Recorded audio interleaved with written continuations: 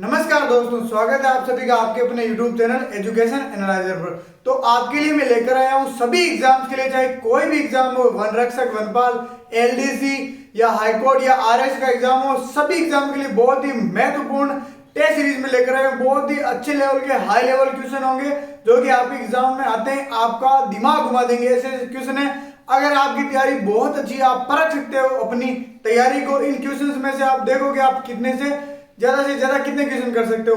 तो क्लास को शुरू करते हैं। बहुत ही अच्छे क्वेश्चन है दोस्तों, तो शुरू करते हैं क्लास को। बहुत ही शानदार क्वेश्चन है, हाई लेवल क्वेश्चन है जो कि एग्जाम में पुटअप होते हैं। सीधे यहीं से आपको एग्जाम में भी क्वेश्चन देखने को मिल जाएंगे, ये मेरी गारंटी है। तो हम आज शुरू करेंगे आर्ट एंड कल्चर को।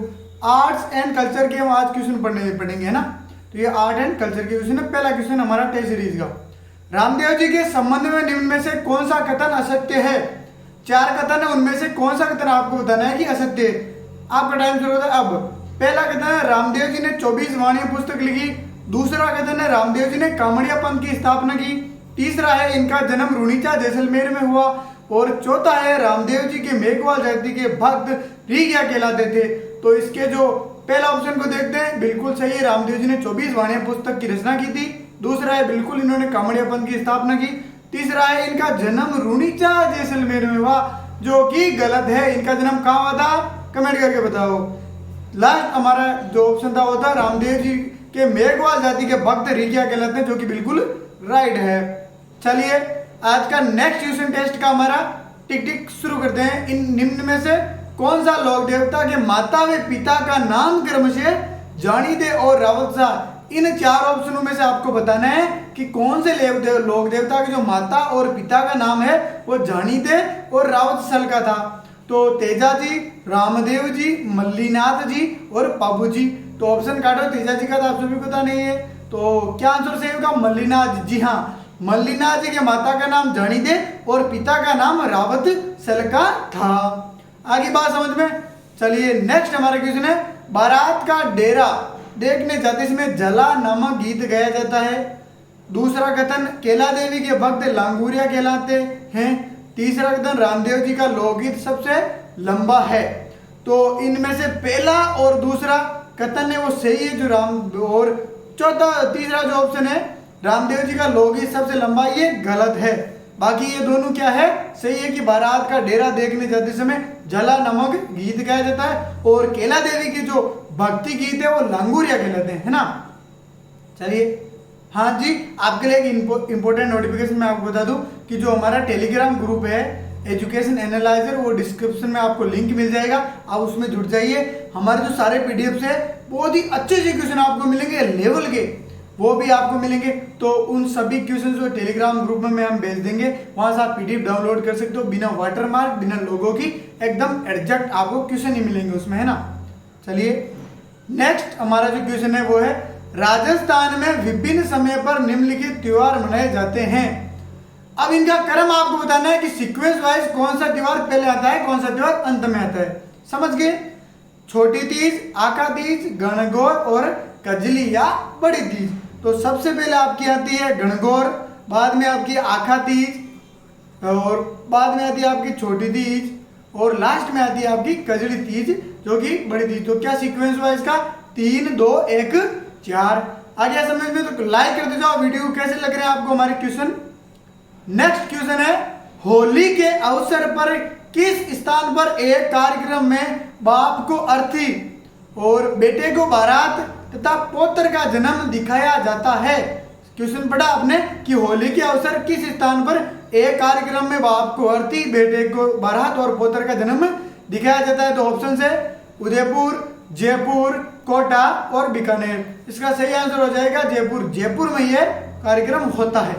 ओके, नेक्स्ट क्वेश्चन की ओर बढ़ते हैं।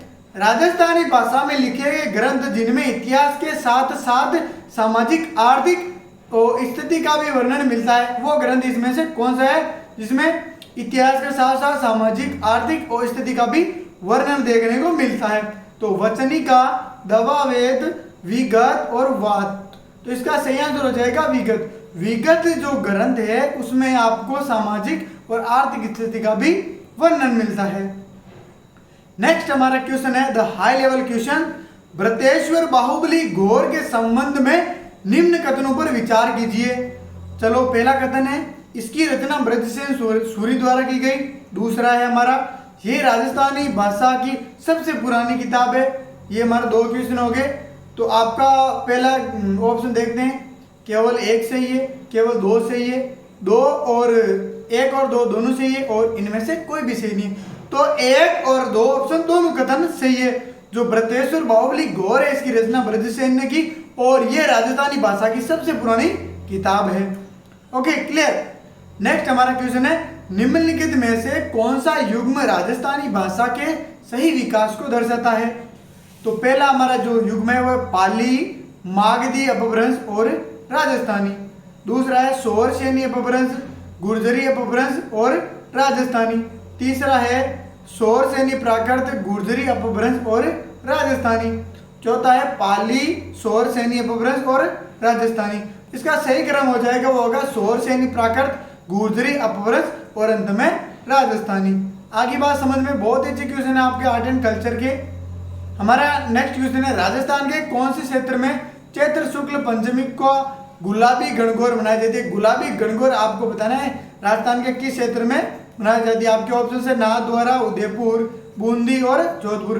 तो नाथद्वारा इसका सही आंसर हो जाएगा। नाथद्वारा में गुलाबी गणगौर मनाई जाती है।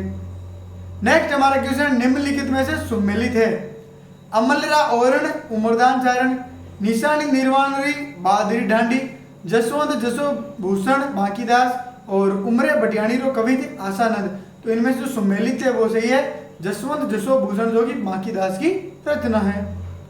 राजस्थान में सर्वप्रथम एकल चित्र दर्शनी प्रारंभ करने का श्रेय किसे जाता है? ऑप्शन है रामगोपाल विजयवर्गीय, देवकी नंदन शर्मा, कुंदन लाल मिस्त्री और भर सिंह शेखावत। तो इसका सही आंसर हो जाएगा राम गोपाल विजयवर्गीय। क्या हो जाएगा? राम गोपाल विजयवर्गीय, है ना। चलो हमारा नेक्स्ट जो प्रश्न है वो है, किस किले के बारे में जेम्स टोड ने कहा था कि यदि उन्हें राजस्थान में एक जागीर की पेशकश की जाए वे इस किले का चुनेंगे? तो वो किला है भैंसरोडगढ़ किला। जी हाँ, कर्नल जेम्स टोड ये चाहते थे कि उन्हें अगर वो जागीर मिले तो वो किला कौन सा हो? भैंसरोडगढ़ किला हो। क्लियर है भाई? चलिए नेक्स्ट हमारा क्वेश्चन है, सत्य कथन बताना है इनमें से। राजस्थान के 6 प्रमुख दुर्ग यूनेस्को की विरासत विश्व सूची में शामिल हैं, और विश्व विरासत सूची की यह बैठक जून 2013 को नोम पेने में संपन्न हुई। और तीसरा है, इन दुर्गों में अमरगढ़, जयगढ़, मेदरगढ़ आदि प्रमुख दुर्ग हैं। तो ये जो तीसरा कथन है वो गलत है, इनमें ये शामिल नहीं, बाकी 2 कथन सही हैं। नेक्स्ट हमारा क्वेश्चन है, बूंदी चित्र शैली के बारे में असत्य कथन है। पहला कथन ये प्राकृतिक चित्रण से रिलेटेड है। दूसरा है इस पर दक्षिण शैली का प्रभाव है, और तीसरा ये भित्ति चित्रण शैली है। तो इनमें तीनों ऑप्शन बिल्कुल सही है, तो इनमें ऑप्शन हो जाएगा नॉन ऑफ दीज। चलिए